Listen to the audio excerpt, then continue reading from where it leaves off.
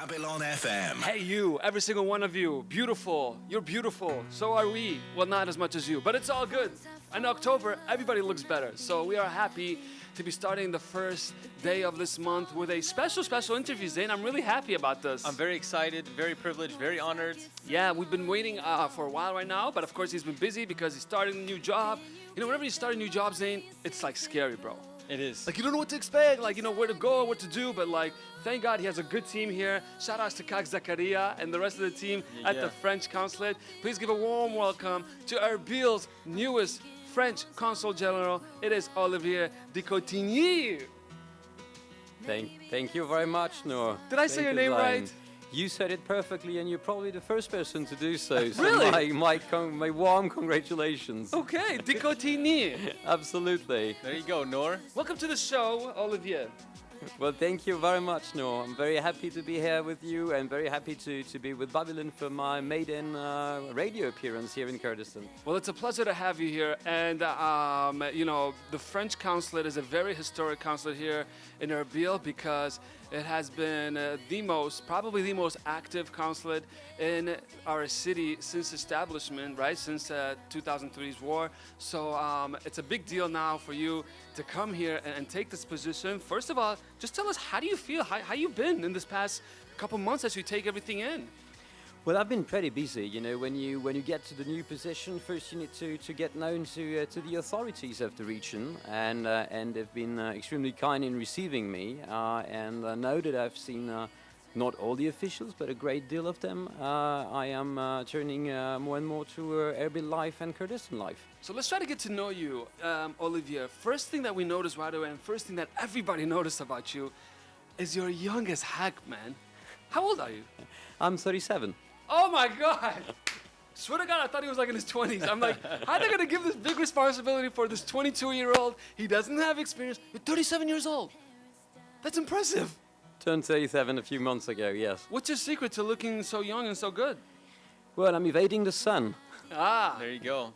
So tell us about yourself. Tell me about your personality, your past 15-year history. I mean, I know it's hard to summarize your life, but tell us what you've been doing in the past 15 years. Well, I've been doing mostly Middle East politics within French diplomacy. My first love in the region has been history. I studied Turkish and Ottoman history. I studied in Istanbul. I learned Turkish at the time, and you know, things moved on, and I joined the foreign ministry. I had the opportunity to serve in Iran for 3 years while we were negotiating the nuclear deal. Ooh, wait, which years was that? This was 2012, 2015. Wow. Wow. In Tehran? In Tehran. Oh my gosh, so you do have lots of experience. Very interesting. But I've spent time with your two big neighbors, both in Turkey and Iran. So there you go. Which part of France are you from? So I was born in Paris, but my family is actually from the north of the country, the utmost tip of the country. I don't know if you've seen the movie Dunkirk. Yes. By Christopher Nolan. Yes. So that's the very city they're from, which was flattened down completely during World War II, then rebuilt. They're resilient people, they're nice people, modest. They have a history of, you know, of suffering in war that has some echoes here. And it's a place I'm very proud of. Okay, so grew up in France, grew up in Paris, roots from the north, a place where it has, you know, long, you know, war history during World War II. What influenced you to become so interested in the Middle East? It came by chance. When I was a student one day, I traveled to Istanbul, and I thought, well, I want to go back to this region. I want to know it better. I want to learn the languages. I'm studying with Kurdish, by the way. Excellent. Absolutely. Yektoz Kurdi da zanam. That's impressive. So I took all possible means to come back, and becoming a diplomat at some point was the obvious way to do more Middle East, more in-depth knowledge of this region, and having known Turkey, having known Iran, Iraqi Kurdistan was the missing link. Okay, so you went towards the Middle East because of your trip to Istanbul. What influenced you to get into international diplomacy? It's, you know, I was interested in the region. I was interested in politics, and the way the two cross is diplomacy. So we have in the French Foreign Service a spatial program to recruit people of knowledge of different regions of the world. When you know the language, when you know the culture, you've lived abroad, you've practiced the history as well. So I went through that selection process with Turkish as the core language, and I got in. Did you learn Turkish? I did learn Turkish, yes. You speak Turkish? I speak Turkish, absolutely. Tell us, give us a greeting in Turkish, like good morning everybody in Erbil. Hopefully you have a wonderful day today. Günaydın herkes Erbil'de. Umarım bugün sizin için çok güzel bir gün olacak. He's got the accent to the T, bro. Expert. Wow. Okay, so obviously you found your passion in life, and it has taken you into amazing and crazy places sometimes, like in Iran, and now you said Erbil. What you said? Erbil was the missing piece. Iraq was the missing piece between Turkey and Iran. But give us more. I'm sure you thought about a lot of things before you took this job. Why did you take it? Well, actually, before coming here, I was the Middle East advisor to the French Foreign Minister, Mr. Le Drian, and I spent 2 years with him, traveling all around the region, from Morocco to Iran, and he went to Iraq and to Kurdistan in particular 3 times. I was with him each time. I enjoyed here. The culture, the people.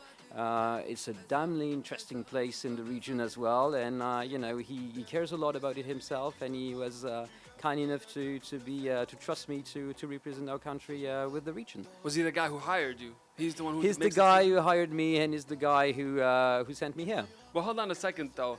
So you came to Iraq and Erbil 3 times before you took this job, right? Actually, 4 times. 4 3 times with Minister Le Drian, and 1 time on my own. I took part in the Suli Forum a few years ago. Okay, and what made you come back here? What was it? Was it the kebab? Tell us, be honest. I must say, it was not the kebab. No! But it was the dolma. All right! There we go. All right! But that's vegetarian day, you have to make your pass. Speaking of, today we are celebrating 4 days, but you tell us, no, Noor, it's actually, Zain, it's one more extra day. We forgot, it is also Korean Day. Yes. It is a Korean national day as well. You're going to go visit them, right? We're going to go visit them. So we're asking people out there to check in to tell us, which of the 5 days we should be celebrating, because we need to make a decision. So today, October 1st, is World Vegetarian Day, World Elderly Day, World CD Day, and World Coffee Day. Then we got a few people checking in, see what those are saying, and then we're gonna ask you to make a decision once and for all. Which one should we celebrate? All right. Good morning to Ranj. Yep. Good morning to Ran. She says, I'm somehow vegetarian, I'm old, and I like coffee. But I choose CD Day for the sake of my first CD, Get Rich or Die Trying. Wow, yes, that is the 50 Cent CD. That's one of the albums that actually I didn't buy that one. I got it from my friend. That was a great album. Good morning to Ahmed Sardari checking in. Ahmed says, good morning. I think we should celebrate CD Day. My God, everybody's loving CDs. Yeah, it's just so we all get so nostalgic. He says because it's a big invention, especially the MP3 CD songs after we use cassettes. And sure, floppy disks. So CDs were an amazing invention. I mean, it was definitely an amazing transition going from floppy disk to a CD. That was like mind-boggling.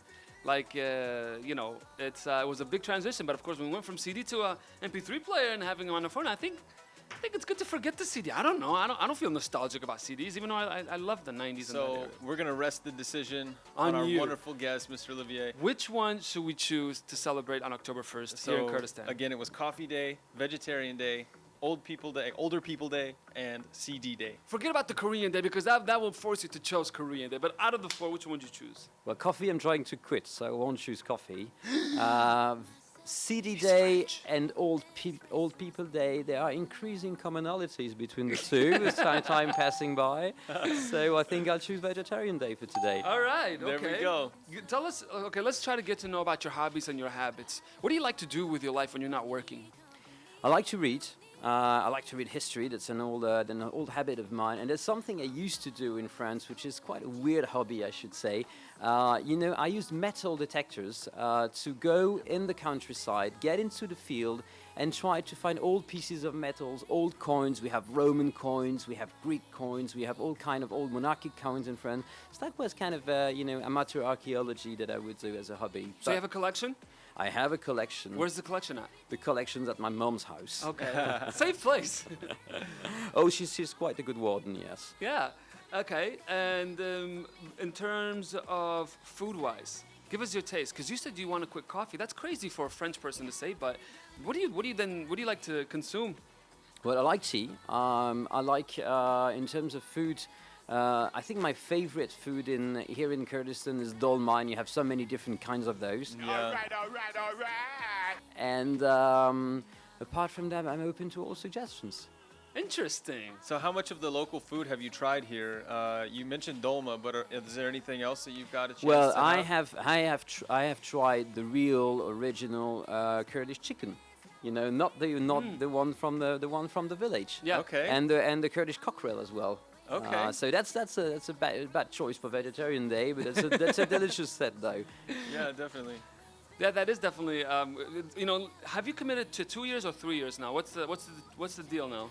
So it's between 2 and 4, Ooh. and Okay. is as much as you enjoy. God, I love how the French, and I think most Europeans are like that, where they give that option. Whereas some consulates, it's just either 1 year or max 2 years. So, what expectations do you have while you're living here, Olivier? You know, we as you just said, we take time to get to know the country, to get to know the people, and to make good work. I mean, we have a consulate that is in the city center, and that is very important to us, to be where people are.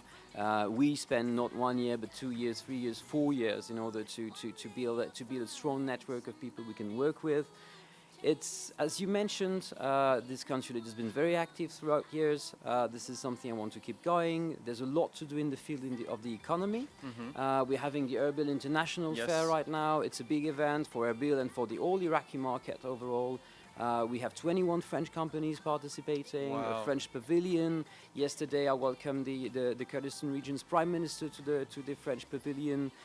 They're in very different fields, retail, machines for food processing industry, cosmetics. I mean, this is something we need really to move forward, the economic cooperation between us. Culture. We have something very successful that was the Fête de la Musique, the music festival.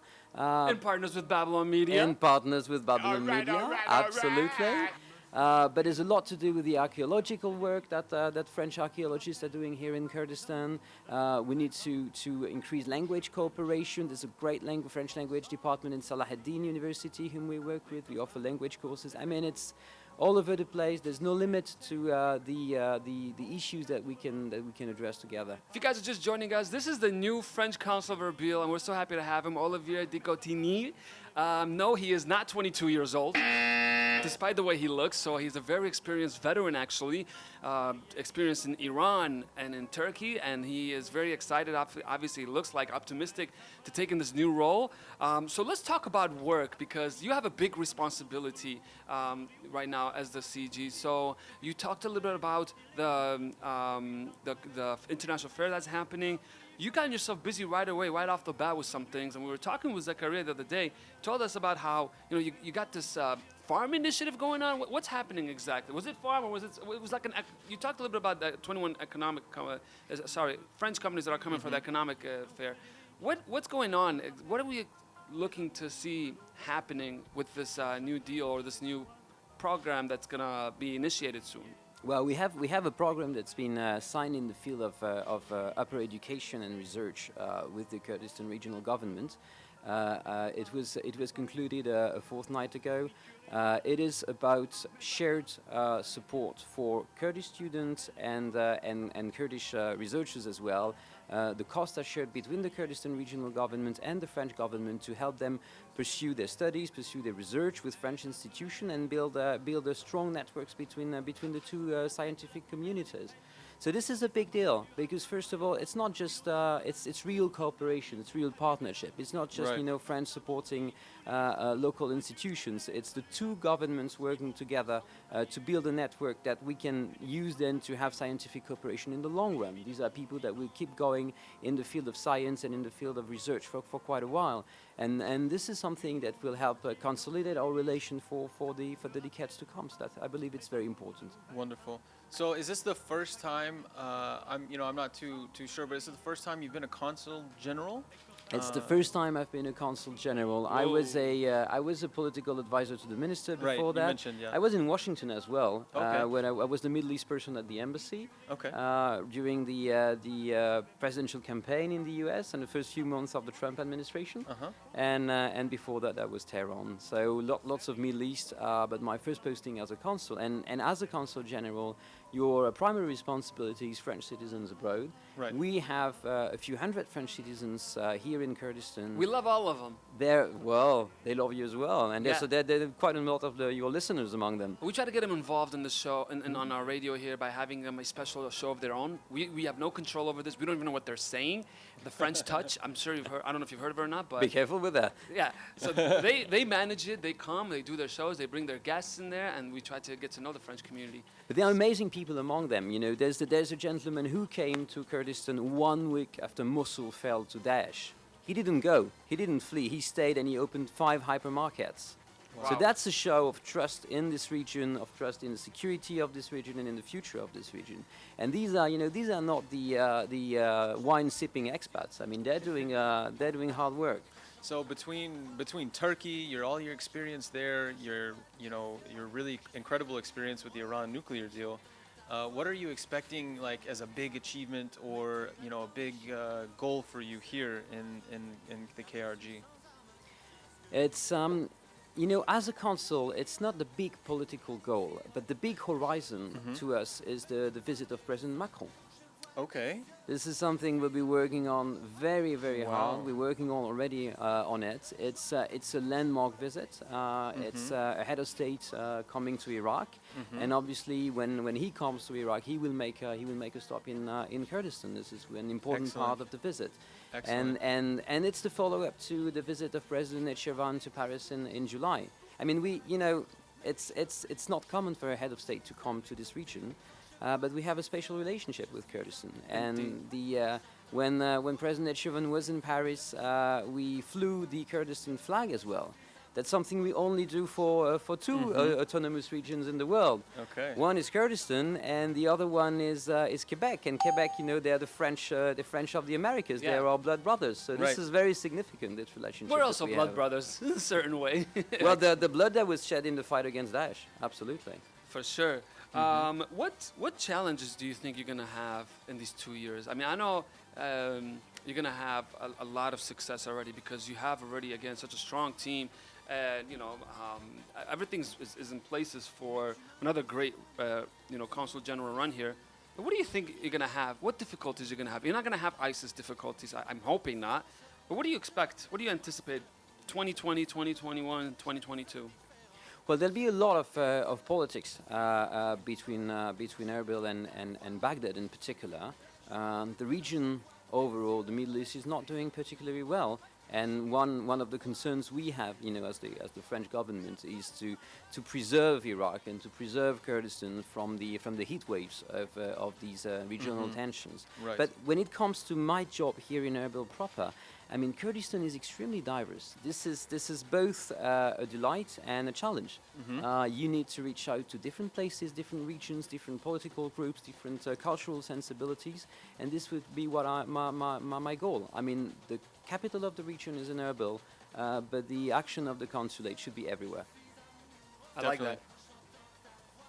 that. So I wanted to say earlier, you mentioned that in the north, Dunkirk, and you're from this area. I'm reading a book currently called Avenue of Spies, and it's sets in it's a French street, and it's taken over by the Nazis. And I was really oblivious I knew that France was occupied by the Nazi army back in World War II, but it's just really amazing to read this book and see this picture of Paris during the occupation. And now it's such a thriving place. I was in Paris in 2012. I spent 27 days traveling France. I spent a week in Paris. And it was just an amazing experience, and it's so good that the French presence here is so strong, and it's really great to connect the community and everything. So We'll open up the lines. We'll let people ask any questions they would like for the new French Consul Olivier Decottignies. 0750 5993 I'm struggling. 0750 5993 I'm going to ask you the question before they even ask you the question, and that is the topic of visa. Unfortunately, it's always a controversial topic. So, I mean, we need to review one more time, once again, to remind people that the decision is not to you, but the system is really simple, and if you follow the rules, things work. So, go ahead and tell us. I mean, what info, what insight do you have? What do you expect for the French visa availability in the city of Erbil? Well, first of all, we love the fact that that people in Kurdistan want to come and visit France. I mean, be it for tourism or for business or for family reasons. Now, visas are, you just said it, it's a very clear process. If you want to be successful in this process, you need to state clearly what's the goal of your stay, to show that you have an organized, steady stay, you know, that's plane tickets, that's hotel reservations, that's the invitation by a French host institution where you're coming for business or for cultural exchanges. And if you follow the rules, if you file your file carefully, if you do things in due time, you have the best chances to get through. There you go. excellent. That's And it. Be honest. Yeah. That's it. Don't lie. Be honest, as Noor said. You know, things will work out for you. So, and you seem like a language guy. I mean, you really look like you take pride in learning languages of the places that you go to. Zane's like that too. And I'm the same way. You know, I've learned a lot of Kurdish. I've been here for 3 years. I've learned a lot of Kurdish. I learned Arabic in the United States. I even know Farsi now. My fiance is from Iran. And I know a little bit of Turkish and some other regional languages. So tell us what, you know, what it means to you to learn the language and really interact with people in their own native tongue. Why? Because you said that. You said that's gonna be you're gonna be starting with Kurdish to learn. That's gonna be. I have studied already. Why? Why? Because that's the language of the people. But everybody knows English. Everybody knows English. Quite a few people know Turkish and Persian that I know as well. So, including because many of them have been, you know, exiled in either Turkey or Iran. But that's not like speaking one's mother tongue. I mean, I'm very touched when people from across the world learn French, talk to me in French. That's something very special. And you never get to fully immerse in a society when you just don't hear the original version. I mean, the Turks have a saying for that. They say "bir dil, bir insan," one language, one personality. And I think my Kurdish personality is in the making now. Excellent. So you're gonna have multiple personalities, but in a good way. Not yeah. Let's hope so. Yeah. All right. So Olivier, you're gonna be, of course, having a very busy 2, 3, possibly 4 years coming up. You know, just know that you have a friend here in Babylon Media. We have a strong connection between Babylon Media and the French Consulate. Our history is really long. We've worked in so many projects besides the music festival, but we always seem to cross paths because I guess we do kind of have one of the main common goals that we both have, Babylon Media and the French Consulate, is this whole cultural celebration thing. And I think the French Consulate does it more than anybody else by far, where throughout the year you have a set schedule of things to be doing besides just work and diplomatic work and being responsible for the French citizens, like you said. So we're excited to be partnering up with you, and you look like a really cool guy, and we're happy for you to be chosen, because, you know, the choosing of the CG, you know, it's like the roll of the dice. You don't know what you'll get. You might get something really cool. We might get somebody just like too grumpy. But we miss very much. Of course, we can't do the show without saying hello, and we miss very much the last CG. He was a wonderful man. He brought life to Erbil, and Dominic Mas, he was a wonderful guy. Do you have any memories of him? Have you met him? I have met him a number of times. I even have news of him for you. He's Great. now our ambassador to the Seychelles. He's doing very well over there. It's a very nice promotion that he got for the very good job he did here in Kurdistan. I mean, and there was him. There was his two predecessors as well. You know that the founder of the consulate was someone very dear to the Kurds, Dr. Tissot. So that's like a proceeding on the shoulders of giants for me. It's both encouraging and challenging. You don't feel nervous, do you? I feel excited. Good. All right. I mean, I'm happy to be here. I wanted to come to Erbil and to serve here in Iraqi Kurdistan, and it's done. So, what else? There you go. I'm Excellent. gonna ask one last question. What do you want to accomplish in the year 2020? Give me one thing that has not been accomplished or has not been done yet from the French CG. Well, I would like our economic relations with this region to be as good as our historical friendship and the very good cooperation we have in the field of security, the very good cooperation we have in culture. This is, to me, the little missing stone in this common building. So more Carrefours, or what? Should we expect more? More everything, but it's not only selling. You know, Yeah. it's you have lots of products that flow into this region's economy. But the good thing with a number of French companies is that they're serious about building here. The Danone, for instance, I visited their plant in southern Erbil province. It's amazing. They employ 100 people. They've invested $45 million here, and they produce all Danone products, yogurts, Laban, and Ayran, and all that with the French quality levels that the customers here and in the whole Iraq are entitled to expect. Excellent, and thank you so much. And just our condolences from Babylon to the former French president who recently passed away. So we just want to wish our condolences May he for rest in France. peace. Thank you very much. All right. Any last words, Olivier, before we let you go?